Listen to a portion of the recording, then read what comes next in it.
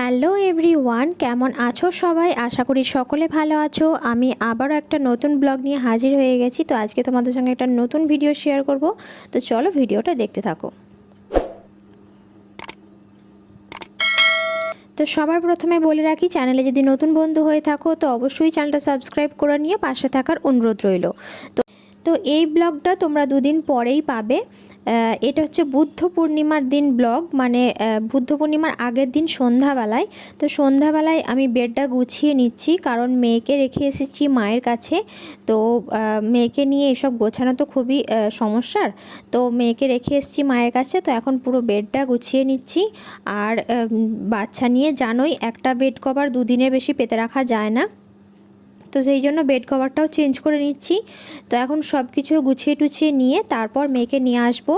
আর তো এখন বেড কভারটা চেঞ্জ করে নিচ্ছি, এবার বালিশের কভারগুলো চেঞ্জ করে নেব। আর সন্ধ্যাবেলায় আমি এই ধরনের কাজগুলোই বেশিই করি, মানে বেড কভার চেঞ্জ করা বা এসব। বিছানা টিছানা আমি দিনের বেলায় গোছাই, কিন্তু এই টাইমটায় একটুখানি সোনাই খেলা করে, মানে একটুখানি, মানে ও নিজের ইচ্ছা মতো খেলা করে, মানে অন্যান্য টাইম ও আমাকে ছাড়তে চায় না। তো সেই জন্য এইরকম টাইমটা দিয়ে আমি চেষ্টা করি যে বাড়ির যেসব কাজকর্ম সেগুলো আমি নিজের মতন করে গোছানোর চেষ্টা করি, বা নিজের মতন করে পরিপাটি করে করার মতো টাইম এটাই আমি খুঁজে পাই। তো সেই জন্যই এখন এগুলোকে গুছিয়ে নিলাম। দেখতেই পাচ্ছ পুরো পরিপাটি করে গোছানো হয়ে গেছে, ওর বিছানাও আমি করে নিয়েছি। তো এবার এখন মানে মেঝের অবস্থা দেখো, পুরো লণ্ডভণ্ড হয়ে আছে। আমি সব এদিক ওদিক করে ছুঁড়ে ছুঁড়ে দিয়েছি। তো এখন আমি ওর খেলনাগুলো আলাদা করব।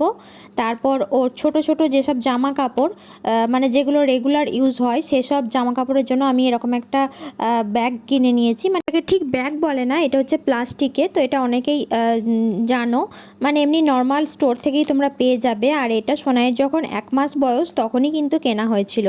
তো যাই হোক, চলো এখন ওর জামা কাপড়গুলো আলাদা করে গুছিয়ে নিই আর খেলনাগুলো আলাদা করে গুছিয়ে নিই।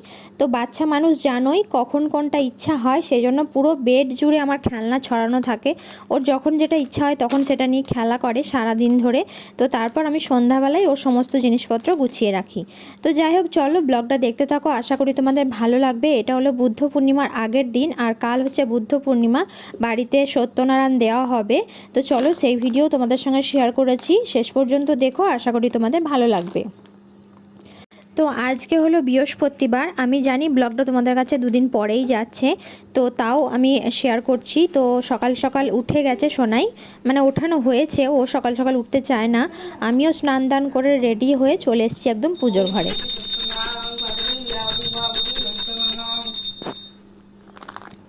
ওম ধ্যায় নিত্যং সুরতং গুণিত্যং গুণোত্তর সমন্বিতং ত্রসমন্বিতং ললিতাং গোবিন্দং গৌরাঙ্গং ব্রহ্মাদয়তি পূজা ইন্দ্র বাষ্টম শঙ্খ চক্র গুরুং ইতি ধাত্তাং পাদং সত্যনারায়ণ নমঃ অর্ঘমন্ত্রস্য সত্যনারায়ণে নমঃ ব্যক্তাবস্থায় সত্যনারায়ণ নমঃ। শিক্ষা পাইয়া কিছু হইয়া কাতর তরুকালে বসি বিষণ্ণ বদনে রদন করেন কত দুঃখ ভাবি মনে দয়ালু হইয়া চিত্তে সত্যনারায়ণ ফকিরের রূপ ধরে দিলা দর্শন। বিপ্রহরে বলেন গুণ দ্বিজ মহাশয় কি হেতু রোদন সব করিয়া ধরায় বিপ্র কবে কি হইবে বললে তোমায় ফকির কহেন বিপ্র ক্ষতি কি বাতায়। ব্রাহ্মণ দয়ে পড়িলে ধরণী কত মতো স্থির হইয়া ব্রাহ্মণ বলিলেন প্রভু অর্চিব তোমার পূজার প্রণালী কহ ধরি তব পায়। ফকির বলিলেন শুনো শুনো বিপ্রহর জমিতে করিবে পূজা কই অতঃপর গদু ধ্যান শুনি ভাবে গদ গদ বিপ্র পুলকিত ভ্রমিতে ভূমিতে গৃহে হন উপনীত ব্রাহ্মণী শুনিয়া হন হর্ষ নিবগণ সিন্নি আদি করিলেন যত আয়োজন যথাবিধি অর্চলে নারায়ণ পদ রাতারাতি হয়ে গেল গৃহে অতুল সম্প্রদ। ইহা ইহা দেখিয়া গ্রামবাসী কাঠুরিয়া গণে ভক্তি করে দ্বিজবর জিজ্ঞাসা তখন ব্যস্ত সিন্নি আদ কৈলতলা বিহিত প্রকার সর্বকষ্ট দূর হলো ধৈর্য ঘরে ঘর সদানন্দ নামে এক সালতে বাড়ি তোমার আমি শুনি কিছু না বলিয়া সত্যগুণ বসে রইল ঘাটের মুখ দিয়ে নয় কিছু দূর গিয়া হেরে শ্বশুর জামাই ও তুষ অঙ্গার বিনা নাই কিছু নাই সাদ নাই যশ নাই সাদ নাই যশ নাই সকল অমিনি শ্বশুর জামাই কান্দে সিরে কর কাহিনী জানতে অনুমান করে চল গিয়া ধরি তাহারে এত শুনি সদাগর শ্রীল তারে পুনঃ শ্রী ঘাটে অতি তড়া করি হেইল সহিততা আছেন বসিয়া দুজনে পড়িল গিয়া পদেতে ধরিয়া নারায়ণ কত সন্ত নারায়ণ নম ও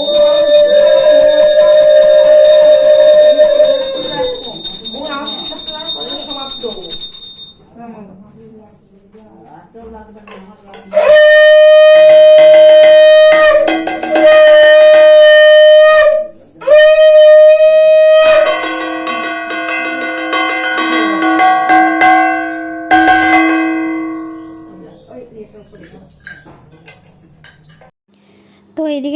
পাচ্ছ পুজো হয়ে গেছে আর এখন ঘড়িতে বাজে 8:30। তো সকাল সকালই পুজো হয়ে গেছে আর সোনাই এতক্ষণ মায়ের কাছে ছিল বসে। তো এবার মা প্রণাম করবে সেজন্য আমার কোলে আসলো। তো ও কিন্তু ভীষণ খুশি, সকাল সকাল উঠে এরম একটা পরিবেশ, ও ভীষণ খুশি, মানে মায়ের কোলে বসে বসে নাচ করছিল, তোমরা লক্ষ্য করলে অবশ্যই বুঝতে পারবে। আর সত্যনারায়ণ পুজোর যেটা সব থেকে মহাপ্রসাদ মানে বড় প্রসাদ সেটা হচ্ছে সত্যনারায়ণের সিন্নি। তো ফল প্রসাদ তো অবশ্যই, কিন্তু সিন্নিটা হচ্ছে সব থেকে মহাপ্রসাদ মানে সত্যনারায়ণ পুজোয়। তো চলো এখন সুন্দর করে সত্যনারায়ণের সিন্নিটা মেখে ফেলি। তো এটার মধ্যে আছে আটা, আর হচ্ছে 6 থেকে 8টা মতো কলা আছে, কুচানো কিছু ফল আছে, আর আছে চিনি। তো চিনি দিয়ে এখন সিন্নিটা মেখে নেব। আর সিন্নি যদি খুব সুন্দর করে মাখো অসাধারণ খেতে লাগে। তো চলো এখন চেষ্টা করছি ভালো করে মাখার, তো জানি না কেমন হবে। তো সিন্নিতে কিন্তু কিছু নিয়ম আছে যেগুলো মানে পরিমাণগুলো একটুখানি সোয়া দিতে হয়, মানে সোয়া মাপ করে দিতে হয়, আটা ময়দা নয়, আটা চিনি সব কিছুই। তো যাই হোক সেসব নিয়ে ডিটেলস পরে শেয়ার করব। আর এখন দুধ দিয়ে আমি সিন্নিটাকে ভালো করে মেখে নিচ্ছি। আর এখানে আমি আরও কিছু কুচানো ফল অ্যাড করছি। আর স্বাদের জন্য তোমরা যে কোনো জিনিস ব্যবহার করতে পারো, অনেকে অনেক কিছু ব্যবহার করো। আমি এখানে চিনি তো অবশ্যই দিয়েছি, কিছু মন্ডা ভেঙে দিচ্ছি, বাতাসা দিচ্ছি, তো এই ধরনেরই জিনিস আমি দিচ্ছি। আর স্বাদের জন্য তোমরা যে কোনো অনেকেই অনেক কিছু দিতে পারো। তো যাই হোক চলো আমার সিন্নিটা প্রায় মাখা হয়ে গেছে। তো এখন প্রসাদ বিতরণের পালা। তো বাড়ি বাড়ি প্রসাদ দিয়ে আসতে হবে, মানে দিয়ে আসবো। তো সেই জন্যই এখন প্রসাদটা মেখে নিচ্ছি, মেখে নেওয়ার পর সকলের বাড়িতে প্রসাদ দিয়ে আসা হবে। তো মা যাবে প্রসাদ দিতে। তো চলো এখন বাটি বাটি সবাইকে তুলে দিই। আর একটুখানি পাতলা করলাম কারণ অনেকটা মোটা হয়ে গেছিলো। তো পাতলা করার জন্য দুধ তো আগে অনেকটাই দিয়েছি, তো সামান্য একটুখানি জল এড করে নিলাম এর মধ্যে। তো সত্যনারায়ণ পুজো কার কার বাড়িতে হলো মানে এই বুদ্ধ পূর্ণিমাতে অবশ্যই কিন্তু কমেন্ট করে জানিও। তো আমাদের বাড়িতে কিন্তু হলো। আর সোনাই হওয়ার পর আমাদের সত্যনারায়ণ পুজো দেওয়া হয়নি একবারও, তো সেই জন্যই কিন্তু আমাদের এটা আয়োজন। তো ও এখন ওর বড় ঠাম্মির কোলে বসে আছে। আর এখানে যে কৌটোটার মধ্যে দিচ্ছি তো সেটা আমাদের যিনি পুজো করেছেন তো ওনাকেই এই প্রসাদটা দেওয়া হচ্ছে। আর এখানে আমরা বাটি বাটি প্রসাদ বেড়ে নিয়েছি, তো সকলের জন্য মানে প্রত্যেক বাড়িতে বাড়িতে দেওয়া আসা হয়েছে, আমাদের বাড়িতে মানে নিজেরা খাওয়ার জন্য বাটি বাটি বেড়ে নিয়েছি। তো এখন আমি ওপরে চলে এসেছি। তো সব কিছু সেরে তো এখন আমি ওপরে চলে এসেছি। আর এখন ঘড়িতে বাজে 10:30। তো নিচের সমস্ত কাজবাজ সব কমপ্লিট। তো এখন আমি ড্রেসটা চেঞ্জ করে নেব। আর মেয়ে এখন ওর ঠাম্মি দাদুর সঙ্গে খেলা করছে। তো দেখো হয়ে গেছে, এখন নিচে যাব। তো নিচে গিয়ে এখন আমাদের বাড়িতে চাঁদের হাট বসবে, মানে অনেকেরই আসার কথা আছে, জানি না কখন আসবেন। তো চলো, জানি না কতটুকু শেয়ার করতে পারবো, তো আশা করি তোমাদের ভালো লাগবে। তো চলো ভিডিওটা তোমরা দেখতে থাকো। আর এখানে সোনাইয়ের কিছু ড্রেস ছিল, তো সেগুলো এখন নিচে নিয়ে যাচ্ছি।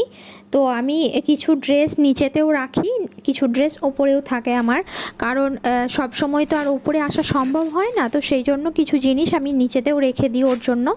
তো এখন দেখতে পাচ্ছ আমি আর মাঝখানে কিছু শেয়ার করতে পারিনি তোমাদের সঙ্গে, মানে ভিডিও ক্লিপ তুলতে পারিনি। তো এখন সোনাই যেটা নিয়ে খেলা করছে এটা হলো একটা ড্রেস। তো সোনাইয়ের বললাম না যে আমাদের চাঁদের হাট বসবে, তো বাড়িতে অনেকেই এসেছিল, মানে আমার কাকা শ্বশুর, তো ওরা দুর্গাপুরে থাকে।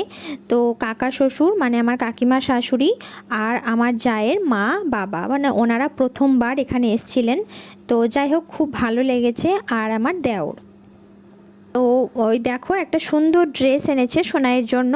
তো ওর দিদুন বলা চলে, মানে আমার জায়ের মা প্রথমবার এসছে আমাদের বাড়ি, তো সেই জন্য সোনাইয়ের জন্য একটা ড্রেস এনেছে। আর ড্রেসটা কিন্তু দেখো ভীষণ সুন্দর দেখতে, একটা সুন্দর বার্ড আছে।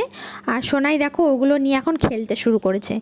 তো চলো বন্ধুরা, ভিডিওটা কেমন লাগলো অবশ্যই কমেন্টে জানিও তোমাদের। তো আর বিশেষ কিছু শেয়ার করতে পারিনি, ভিডিওটা আজকের মতো এই পর্যন্তই রাখছি। আবারও ফিরে আসবো নতুন কোনো ব্লগ বা রেসিপির সঙ্গে। ততক্ষণ তোমরা ভালো থেকো, সুস্থ থেকো আর আমার চ্যানেলের সঙ্গে থেকো। তো চলো বন্ধুরা, আজকের মতো টাটা।